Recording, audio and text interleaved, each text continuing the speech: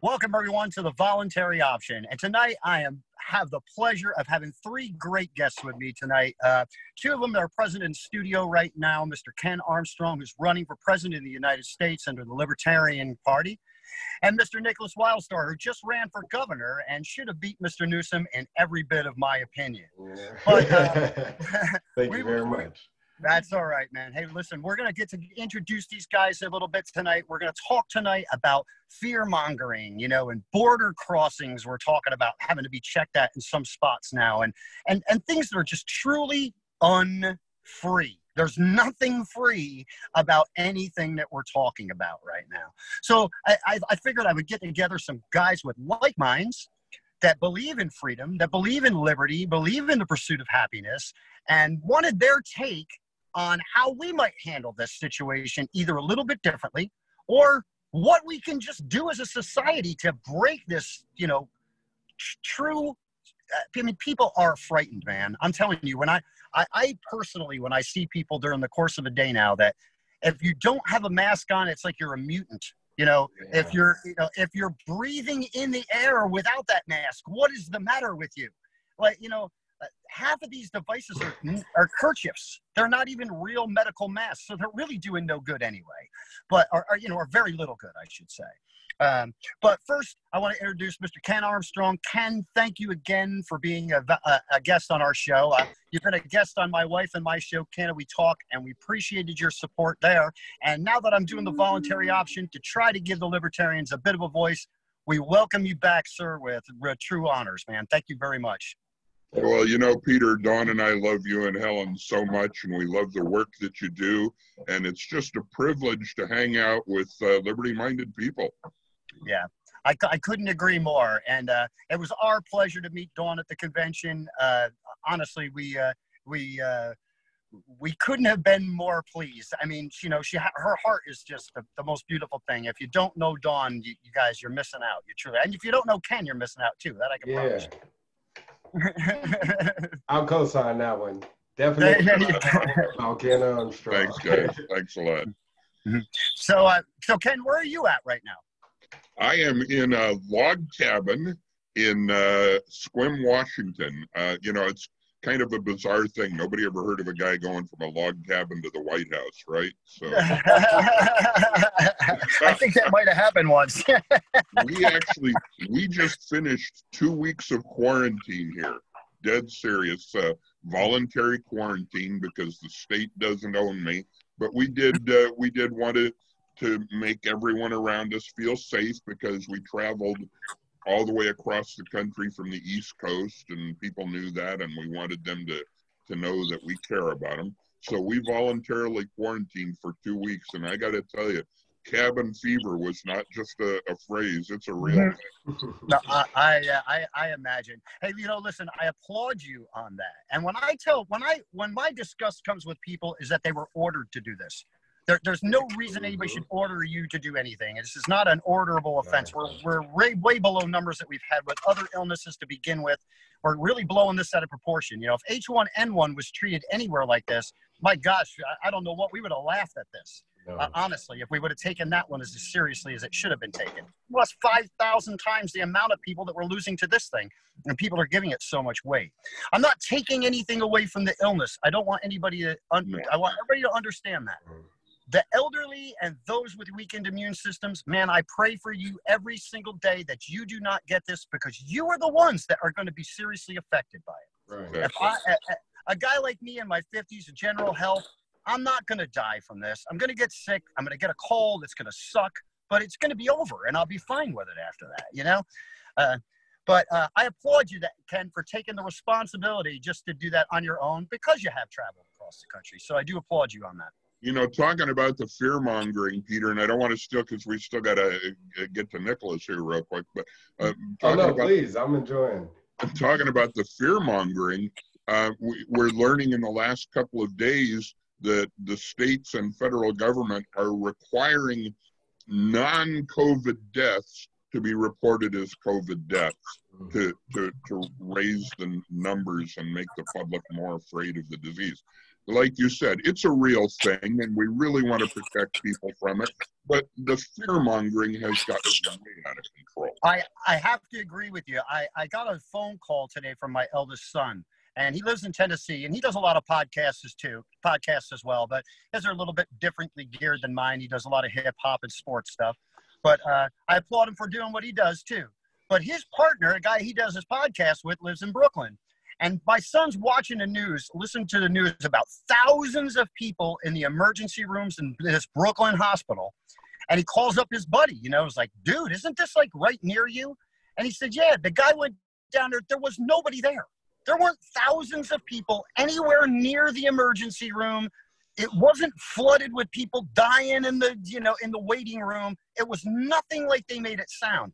And my son, so that's what my son said. He goes, I was running out of the house with gloves on. I wanted to wear a body condom. He said, but now I go out there and I hear, and I really check with somebody that's supposed to be literally where they're telling me that thousands of people are perishing and there wasn't a soul around, Rahm Emanuel said it, never let a good crisis go to waste. Yeah, he said it publicly too, for the record. That's right. And without further ado, let us introduce Mr. Nickolas Wildstar. And again, now Nickolas ran for governor against Mr. Newsom here in California. And much to everyone's dismay, that I've ever talked to anyway, he lost this race. But Nickolas, welcome to the Voluntary Option, man. And why don't you let everybody know a little bit what you've been doing and where you're at right now? God bless you. Thank you for having me. And thank you, Ken, for joining us as well. It's a pleasure to be in such company here, speaking to both of you gentlemen. Hopefully, Adam will be able to chime in shortly as well. But I live here in Fresno. My wife and I, we just moved here back in June. We are renters. So we're like the majority of the people that are in this kind of limbo situation where we're trying to figure out if we want to, or considering, not paying those bills and focusing more so on keeping food over our tables was most the priority, especially since the government, if you could call them that, has chosen to put a moratorium on evictions and that whole process. But it's a trickle-down process. I mean, it's having a domino effect economically. The middle class is suffering the most. I mean, the middle class is what sustains the upper class by, keeping their companies working, whether it be a cashier at your grocery store or a waiter or waitress at a local restaurant, a clerk at a local gas station. These are the people that keep the foundation of America running. And right now, the great majority of them have been told that their jobs are not important. It's not essential, so them earning a living for themselves isn't important. And did we leave Peter there? Are you still there? Okay. I'm there. Sorry. No problem. So there's a very small few that are benefiting from this crisis, as Ken said. And it's not the middle class. It's not the majority. It's not the 99%. It's not we the people. Right.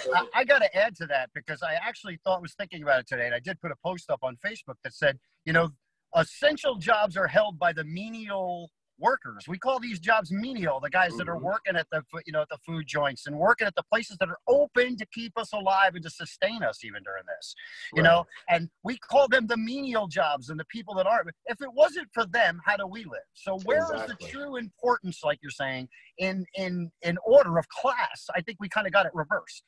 Yes, absolutely. I mean, it's here in California with the application of AB 5 and its assault on independent workers. I mean, it's already had an effect on those people that are self-employed or, again, independent contractors, whether they be working for Uber or Lyft or, DoorDash, or whatever the case may be. Right. So it's already had an effect on a large group of the working class here in California. Here in Fresno, I've been noticing that great deal of the homeless population, that big part of California that Yeah. goes ignored altogether, is being affected also. I mean, they're being pushed off to the side more than ever here. And they're probably being joined by others. I mean, that's just the thing, you know. I mean, Yeah. everybody is, and unfortunately, pretty soon more than ever, you know, if they're not Right. able to pay their rent next month, Right. you know, Who's or in a few months. Who's less protected than them? You know, honestly, who's less protected than them? I mean, you've Right. got all of society walking around them at any moment, and you know, their life sometimes is grabbing your garbage. So you know, it's just a shame that we don't recognize that, man. It's one of the biggest issues in our country, and especially when it comes to disabled veterans. I lose it because if these men and women were important enough to you to do and put them through all the things that they were put through, and I don't want to hear that they volunteered anyway. No, listen, it's hell. If you knew what you were signing up for and the hell that was going to come with it, you'd never sign the paper. You'd never do. You'd never make yourself property of something, and you are property of them. Look at what's happening right now. We're being told, you know, you are the government's property. Do what they tell you to. I mean, that's why I got this flag upside down, is because if it's my body, my property, I should be able to choose to go outside and exercise my freedom to live. And if I want to put myself in harm's danger, then so be it. I mean, we do it already every day as is. If you get in your car, you have more likelihood of dying probably right now in a car crash. God forbid to any of you watching. But, you know, there's certain circumstances. We take a risk every day when we walk outside of our houses. Mm-hmm. So we take that responsibility upon ourselves as individual. Government shouldn't be dictating that for us. And with regards to its economical effect, what I was speaking of is driving through Fresno, I'm seeing these makeshift emergency hospital. You know, it's a waste of resources. How much money is being spent on that versus helping those who need the help, who really need the help? Because those emergency centers right now are empty. What are they preparing for? That's right. I want to applaud you too, you know, just as I applauded Ken for taking the responsibility of socially keeping himself to himself after traveling around. You haven't been doing that. You've been home. And I applaud you for going to the park and not wearing a mask and showing everybody you're not going to die breathing the fresh air outside, you know. Exactly. I mean, it's not toxic outdoors. The government has done so well with this propagandizing that through mainstream media, the fake news, that people believe that if they go outside of their house, they're going to drop dead.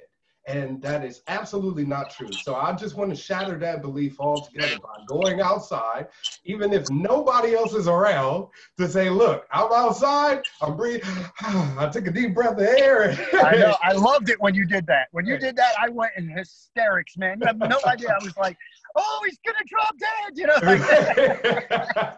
Right, I'm breathing in all of the chemtrails and, you know, all of the poisonous air, but it's so awful that they have so much control over people's minds. Right. They've done such a great job with this psychological warfare that they've, you know, been conducting on us, the human experiments, for so long that at this point they've done it on a global scale, not just here in America, the land of the free, where we should be able to do whatever the hell we want to, but all over the world. I mean, so Ken, can I ask you a question then, real quick, going along with all this then? How do we then, if you say you assume the position, and we're rewarding? Oh, you said that. I'm sorry. That's okay. My phone, my thing flashed on my phone. It aggravated me.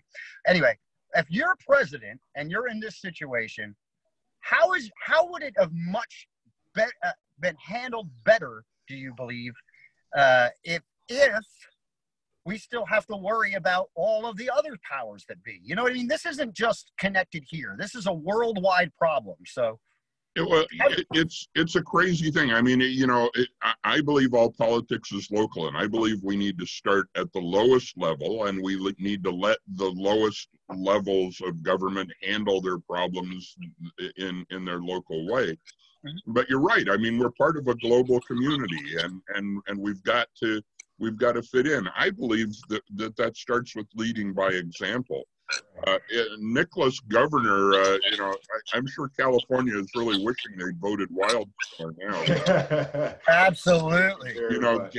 Gavin Newsom has teamed up with Kate Brown, the governor of Oregon, and with Jay Inslee, the governor of Washington, and the three of them have formed this pact now, and it's this bizarre draconian. They're doubling down on, we're going to fight this thing together, and we're going to be tougher than ever, and this is a bizarre thing, because so President Trump responds to this, and he basically says, well, those guys aren't in charge, I'm in charge, they can't do it without my permission. And I'm thinking, none of them can do it without our permission. That's right. I mean, good gosh, when is that going to be remembered? When are we going to remember that? They have forgotten it's we the people. They have just completely forgotten it. Well, listen, I don't even think they've forgotten it. What I think is that they really they mock it. I think it's to the point now where they mock it, because they can go right to their very own news agency and say whatever they want to say, and whether it be true, false, indifferent, doesn't matter. They can say as they please or what they want to say. And every fool whose eyes hits that screen believes every word that comes out of their mouth.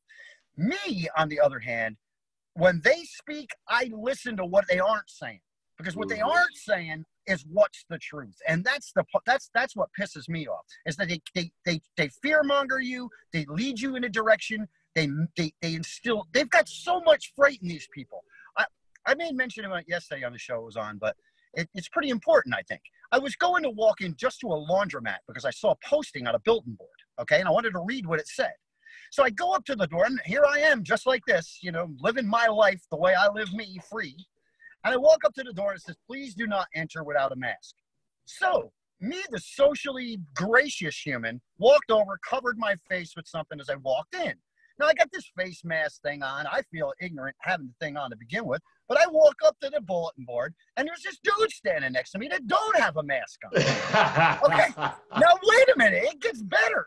I'm standing next to him, and I'm reading, and he says to me, can you please not stand that close? Now, mind you, I got to be 5 feet from the guy.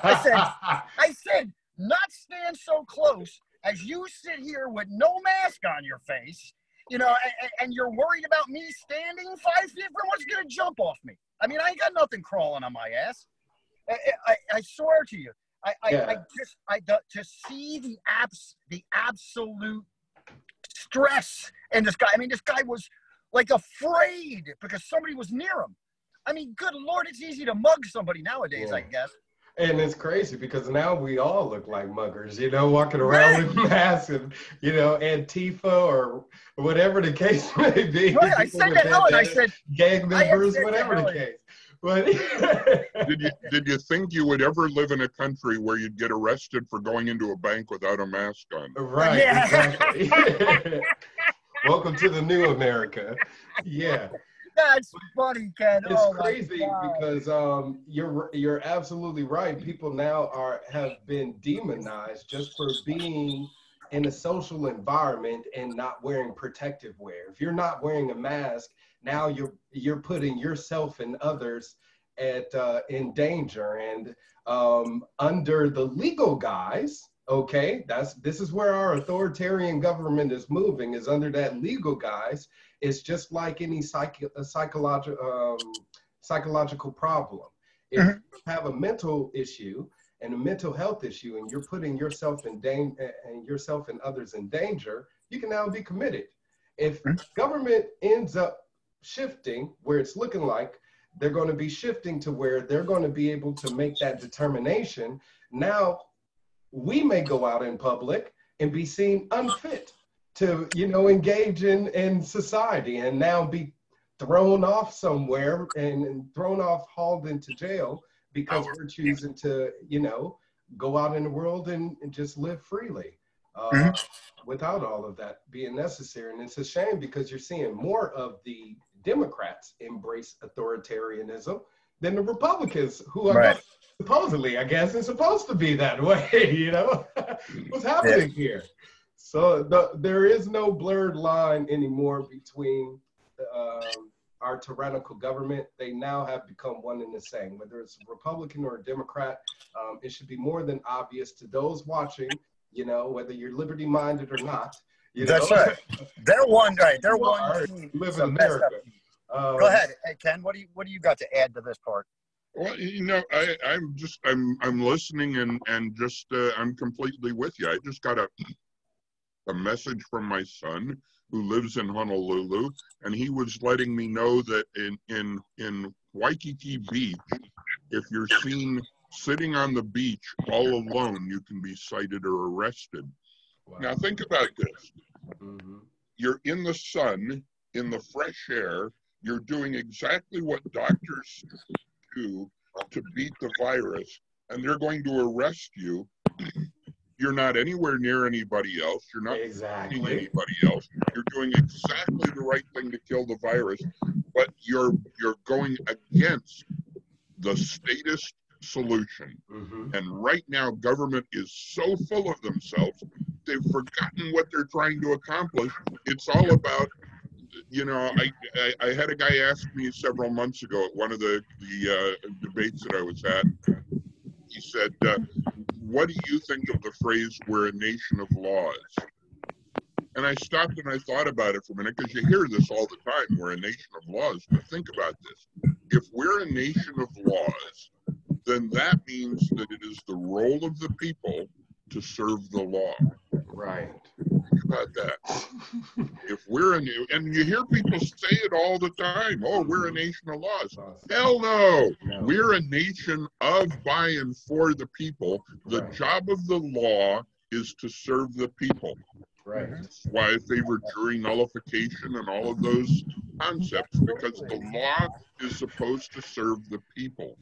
Yeah, but there's no victim, there's no crime, period. And they're forgetting, you know, okay, fine, we're trying to fight COVID, but damn, you see a guy sitting all alone on the beach, that's the best possible thing he could be doing. Exactly. Socially distancing himself from everyone else, you know. In the sunshine, killing the virus. Yeah, taking in some great vitamin D, which is necessary. And all of the heat is also helping as well. You know, heat actually kills any virus. So you can actually do some steam exercises, go into a sauna, you know, drink more hot teas, hot beverages, you know, and this will actually keep any virus or infection away. But it is definitely becoming more obvious that this is becoming about policing for profit more than anything. Because they're now arresting those people or finding them, like Ken said, and the system gets to benefit and profit from it when it has nothing to do with safety anymore. It has everything to do with control. I seen a video where, because yesterday was Easter Sunday, that it was a pastor on his own property at his own church holding a drive-through sermon, and about a dozen officers showed up on the scene, and he was informed that his rights had been suspended. Quote from one of the cops, "Your rights have been suspended." And the pastor responded, he said, "No, my rights don't come from government, they come from God. The government can't tell me what I can and cannot do. They're not the higher power authority over me and my life and my choices yet." Like Ken has said, we've mentally believing that draconianism, you know, and authoritarianism and tyranny is okay. You know, you must live by the rule of law or else you are unfit, you know, to be in society. It's awful. So I pray to God that a libertarian such as Ken Armstrong, you know, an ultimate libertarian, you know, such as himself, or any of the libertarians running, Adam Kokesh, Vermin Supreme, listen, there's Daniel Berman, you know. Right, we've got a great group of guys. Yes. We have a great group of men and women And there's Absolutely. some great women. Look at Serene. I mean, and look at Joe. I mean, we've got some great women that could run this country too. And next week, hey, listen, this week it's a full house of men. Next week it's a full house of women. I got I got Mimi Robson on. I got Serene Ardenonou, and I've got Kim Ruff on, and we're going to talk whether a woman can run this country or not. And I know it can. Like I say, people can say, you know, people can say what they want, you know, if Hillary ruined it for everybody after her. But no, because these women have integrity. That's the difference. They're strong women like she was, you know, or tried to make herself perceived to be, but they have integrity and they have principle. And that's what the difference between these candidates and the ones that have run previously are, in my opinion, anyway. You know, you're talking a couple of my favorite women that I've met, Serene and Kim Ruff. She is scary smart. She is compassionate. She's thoughtful. She's an amazing person. You're right. Any of these people, we look at the clowns running the show right now, and I think, man, we'd be so much better off with these women running the country. Oh, absolutely. Absolutely. I mean, I had the pleasure to really get to know them a lot better during the LA convention because I got to spend time with them. But man, what an incredible, I say really what an incredible together. And Mimi's great too. Let's face it. Mimi Robson is a true libertarian here. And I'm glad she's going to be part of it. I tried to get Joe on, but she's just so busy. I can't even get in touch with her half the time. So, man, Mimi's not a bad substitute. Plus, I don't always like to have 3 candidates on. I don't, you know, to me, it's, I want everybody to be able to have their say. You know what I mean? So if you have more than 2 of them on, you're all loaded up and everybody's just trying to preach their message. It just doesn't work, in my opinion. I love the opinions of all, and that's why I try to have an eclectic group on each time. Yes, absolutely. I'm with you on that. I mean, I promote myself as a freedom fighter first. You know, I'm a libertarian by love of the freedom of the humankind. You know, the individual. And again, we got people like Ken. You know, that are going out there as candidates, people like Serene, people like Daniel Berman, and they're doing their best as freedom fighters to infiltrate the system of politics. I really wish people would start viewing libertarians that way. We're not politicians, you know, we're regular, everyday people who want to get in the position of the political arena so we can help our fellow men, our fellow countrymen, you know, because that's what this is all supposed to be about when they call themselves representatives of we the people, you know. I don't even want professional libertarian politicians. I want all of us liberty-minded people to hold some jobs once in a while and then go back to the other things that we do. Exactly. That's right. That's the way it's supposed to be. Can't hear you, Peter. Your mic's dropping off there, Peter. All right, how's that? Better? Yes. There we go. It's just the way I was holding my phone. I was covering my mic. Sorry about that. But I don't even remember what the hell we were talking about now since we just got sidetracked there. People not being professional politicians. Right, exactly. And I tell people all the time, if they took 5 minutes to go to the lp.org, if they took 10 minutes to listen to any candidate's video, they'd realize how truly alike we are. You know, how truly far off the red and blue path everybody is anymore. They're not on it headstrong. There are those that are. We just have to start changing the demographic, I believe, too, and those getting out to vote. Because let's face it, if we get, 10%, 12%, 15% of the voting popular that even vote in the presidential election. But you've got 95% that bitch about it every single day of their life and hate and hate and hate. And you know, come on. We hate each president that comes from the last more than we hate the other one. But why? Why? Because as a society, we hate each other that much. How do we stop that? How do we stop that cycle? By finally electing somebody that we got a little love for. You know what I'm saying? That's right. If we got enough love for that candidate, then unifyingly, we can show love for country, especially if that person is doing some good. We don't want to be oppressed. That's the first rule as an American, and I would say that proudly as a Black American. I damn sure do not want to be oppressed. That's right. That's right. My ancestors have went through it enough, and I don't feel like I should have to go through it, or my children should have to go through it. So the buck stops with me. That's right. That's right. And that's the way it's progress that has been made, we cannot afford, and we're giving it up. I mean, this week we're giving it up, and we got to stop allowing that to happen. Yeah, listen, we are in a position of martial law, whether people want to admit it or not. In some state or fashion, whether it's full force or it's just a slice of the pie, we're there. I mean, we were told we weren't doing stuff, and we just didn't do it. And if we weren't, who in God's green earth gives anybody the right?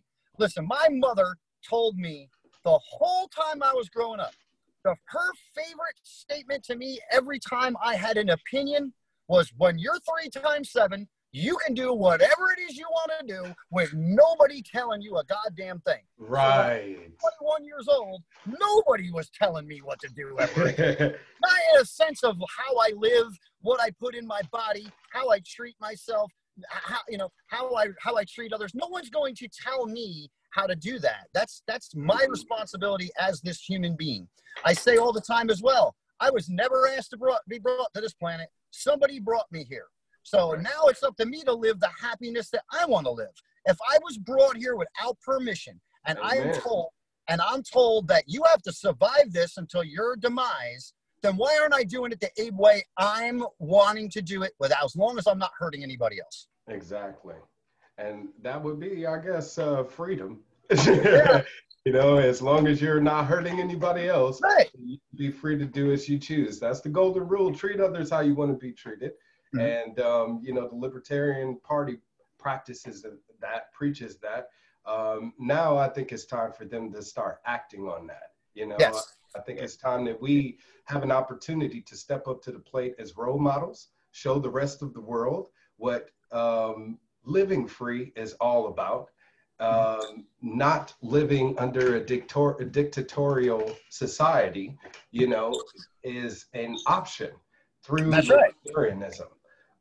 So if we can present that as a viable option right now, then come November 3rd, we have an opportunity again to still an election. Get on board with it, people. This is an opportune time. That's right. We're always saying we want change. Here's the time for real, true change with real people just like you. And and what I got to say too is, I'm blessed to have 2 presidential, Adam's not on yet, but 2 presidential candidates and a guy that ran for governor. But to express the importance of running at a local level and running government locally. I mean, this is our goal anyway, is to stop this oppression of blanketed law and turn it into something that people that live in a community can make their own decisions how they want to live and why they want to live. I mean, it's just a more simple way, because if the way I look at it is, the people in New England don't live the way the people in the South live. The people on the West Coast surely don't live like the people in the middle of the country. So why should the same set of laws and all of these things blanket over all, and everybody have to follow the same thing that really truly only benefits the largest parts with the biggest amount of money? Yeah, I held county elected office in Hawaii, and I'll tell you, they've got issues there that you've never even heard of. I mean, literally, you've never heard of those issues. And the federal government shouldn't be imposing unfunded mandates on our school districts and all of the things that the federal government does that take away the ability of local government to do the job that it's supposed to be doing. Right. And I'm sure that local people are going to want say in what goes on around their community. Let's face it. I mean, right now, again, it's just the flip of the switch. It's to get on that big tube and they say, everybody is staying inside, wearing masks, gloves, and you cannot come within 7 feet. I literally had somebody say, I felt bad today because I broke social distancing, but I love my family. I said, are you kidding me? You're really staying 6 feet away from your family? What is wrong with you? I mean, come on, man. Don't let someone tell you what to do. Now, mind you, if someone's sick, don't hug them. But that's just common sense, in my opinion. Right? Even with the common cold, you wouldn't do that. By the way, Peter, you just touched on if the government should be doing anything right now, and I do think there's a legitimate role for government.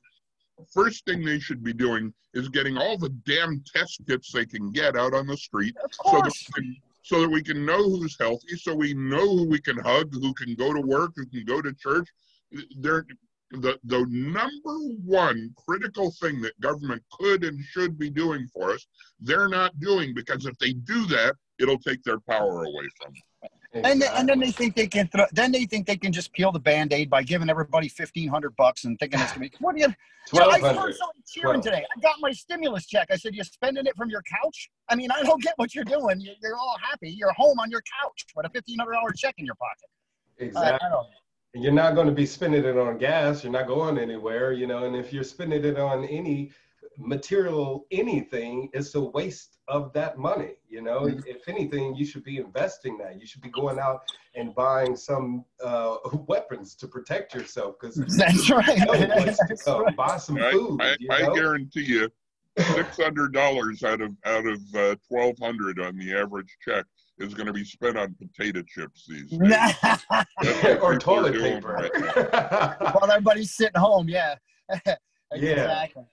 And with regards to, I want to kind of chime in or piggyback off of what Ken said about government's role, as I also believe as Americans, the role of our leadership is to show resilience, show strength through resilience. One thing that we were told through back when 9/11 happened was, don't let this affect your day-to-day lives.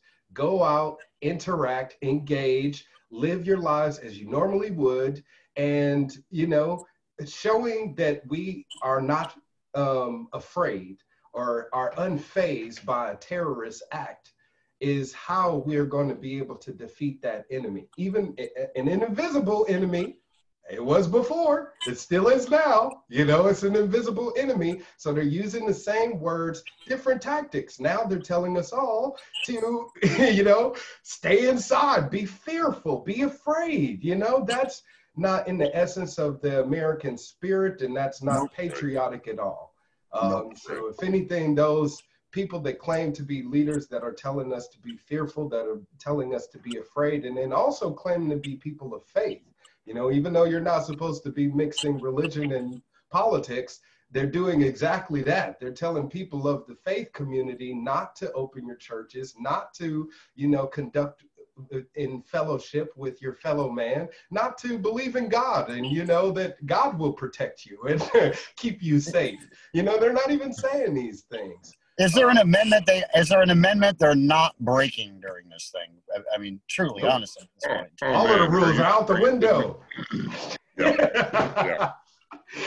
Oh yeah, really quickly, what you said about martial law, this shelter in place is actually soft martial law, okay? On my website, governorwildstar.com, I hate to plug myself, but governorwildstar.com, I actually have a page dedicated to this topic in particular called Martial Law America.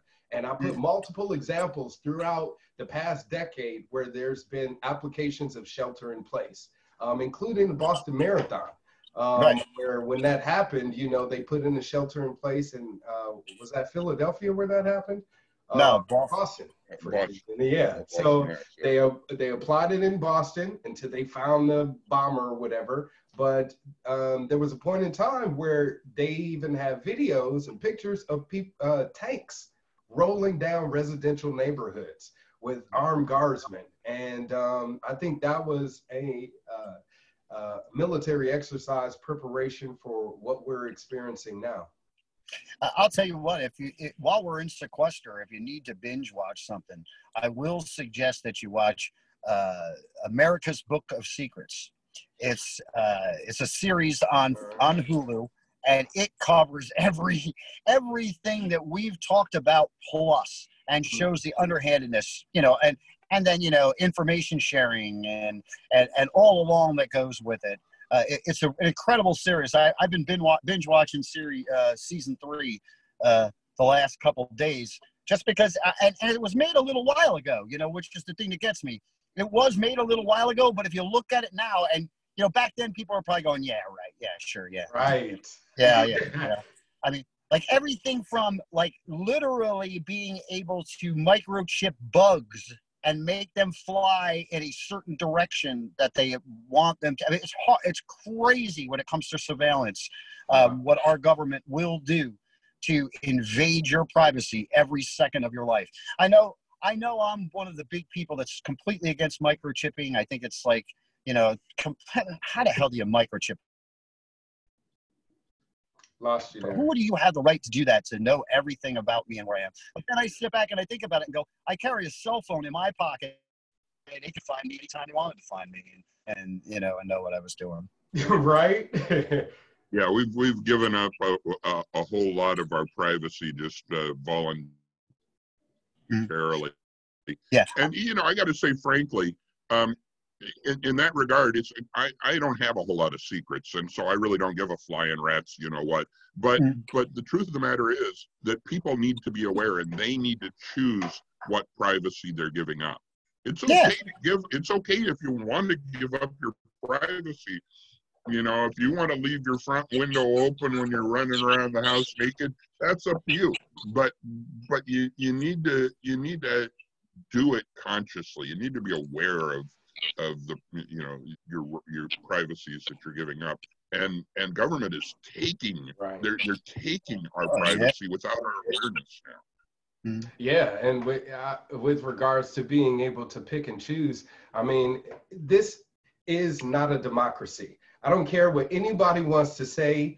This country is not a democracy. If everyone in the country told me I needed to stay home, I'm still going to go outside, because the way this republic works, for which it stands, is the person, my rights are always more superior than that of the government and what they tell me it is.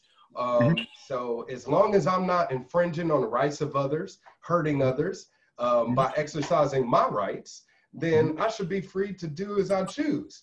Right now, we're not being told that at all. And another great show to check out is Containment. Have you guys seen that on Netflix? What's that? No. Containment. It's a TV show that came out in 2018, and it's crazy because they only allowed it to go for one season, but I kid you guys not, word for word, they talk about what's going on. They talk about a virus outbreak. They use the word social distancing.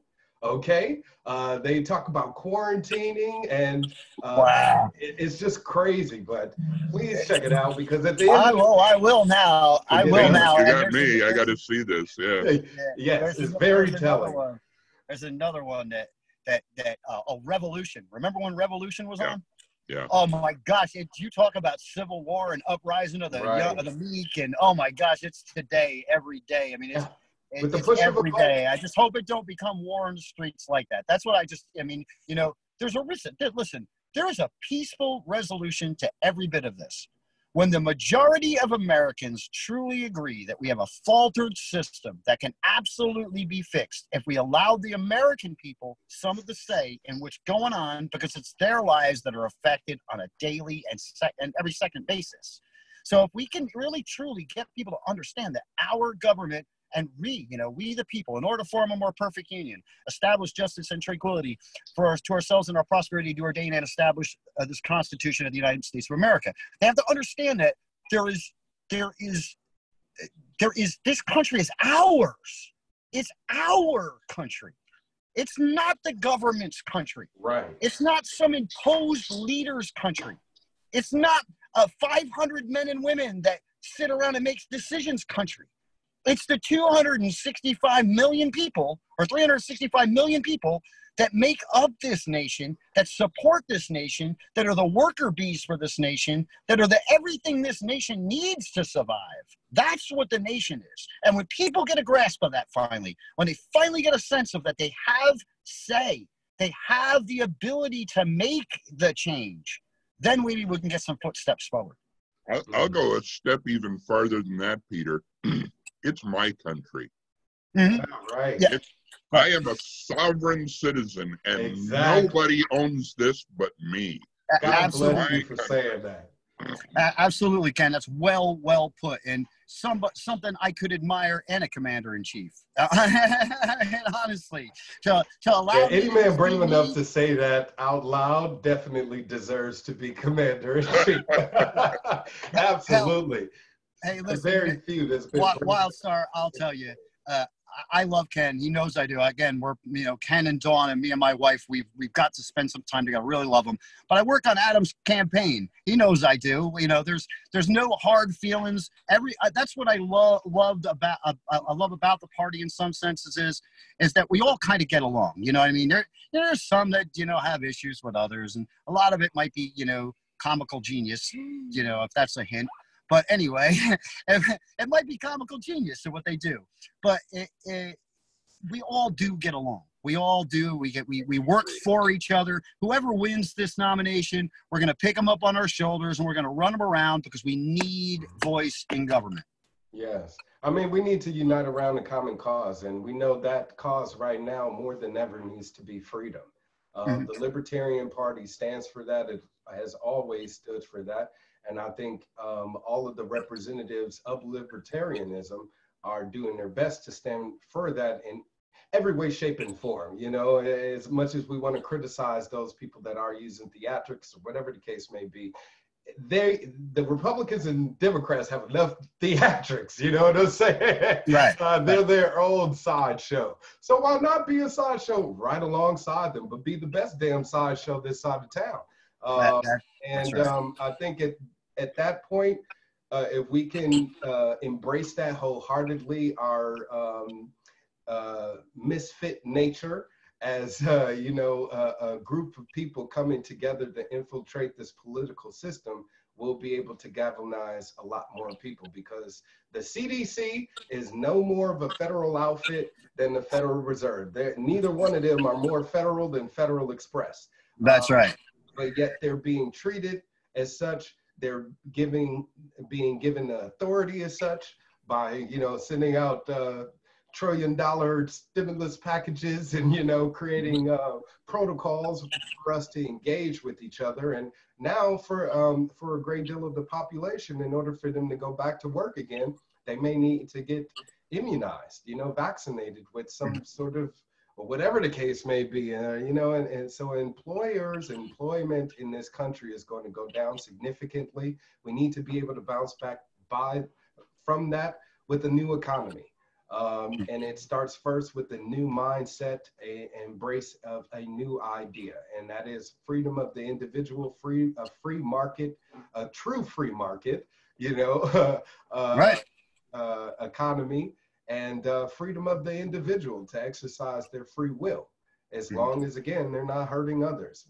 That's right. Respect that natural right among individuals where we don't go out killing each other, because we infringe, some area, some social distancing area. And it's sad that we're now, I even read a news report where a lady, I believe she was 87 years old, she was suffering from dementia, but she had fell over on someone at a hospital, and a lady pushed her off of her and she fell and she killed the lady.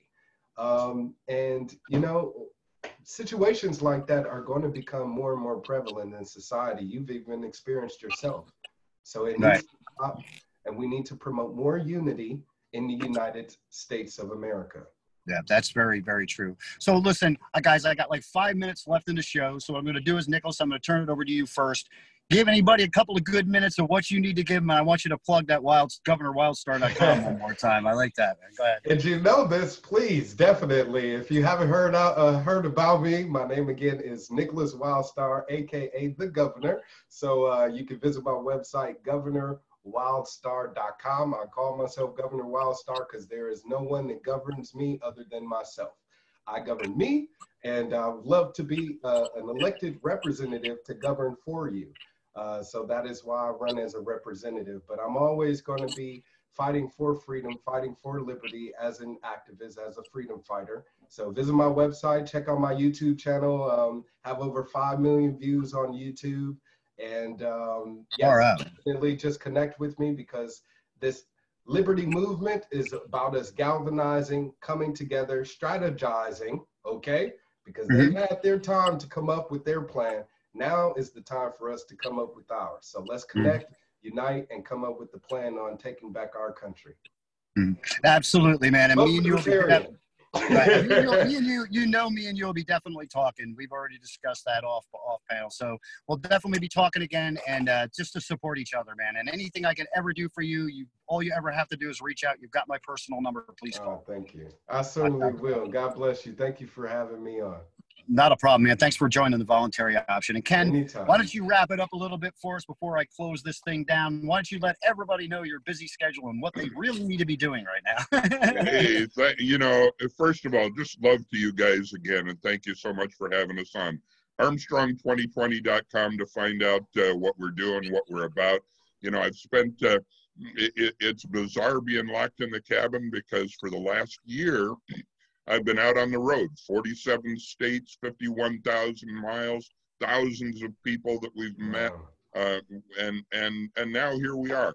But I went from no name recognition in this party to top tier presidential candidate in that year's time, and that's not about me. That's about all of the wonderful people that I have met and worked with over the last year who believe in liberty. And we need to be linking arms, not just bumping elbows, but linking arms, and going forward with this thing.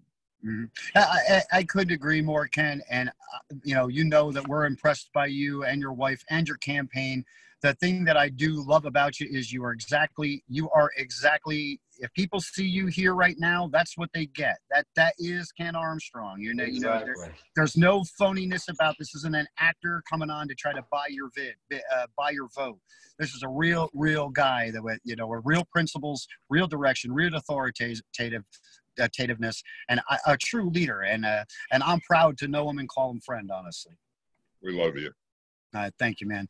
Well, listen, everybody, that's this week's version of Voluntary Option. I'm sorry Adam Kokesh didn't get on. He did text me. He got caught up. I mean, listen, this is a busy time for these guys. The Libertarians aren't taking off, guys. They're still communicating. They're doing town halls. They're making sure that people let them know that people know that they're still there. They aren't absent like the rest of them. God knows what they're doing behind the doors, except for spending, part of that $3 trillion that was handed out to business now that can be reinvested back into their campaigns. But then don't forget, we'll get our stimulus checks, so they won't lose any of their $2 trillion, because we'll be putting it right back in their pocket. So like Nickolas said earlier, be smart. Take that money. If you can invest it, invest it. Invest it in yourself and invest it in something. Buy Bitcoin. Amen, man. Get some Bitcoin. And listen, we the people are just that. We the people. And we have to remember that, and we have to start to stand up for that. Run locally, follow these campaigns. We got Armstrong2020.com and GovernorWildstar.com. Guys, you got to go out, check out these candidates. Again, Mr. Kokesh's website, I'll even plug it for the man because I love him so much, is thefreedomline.com. You can get a free audio book of his book Freedom, and it kind of explains his platform on there. So for another Monday night, I want to thank my guests. I want to thank you all for joining us. But what we really want, truly implore you guys all to know is you're not going to die from breathing the air outside. You're not going to die from hugging your mom, your cousin, your sister, or even your friend, I'm sure. But please, just be a little bit more, socially inept. Wash your hands, like they say. Cover your mouth when you sneeze. I mean, these are just things that we do that are taught to us because they're polite, not for any other reason. Okay, everybody, till next Monday night, it's Pete Yeaple at the Voluntary Option. Guys, thanks again. Thank you. Long live liberty.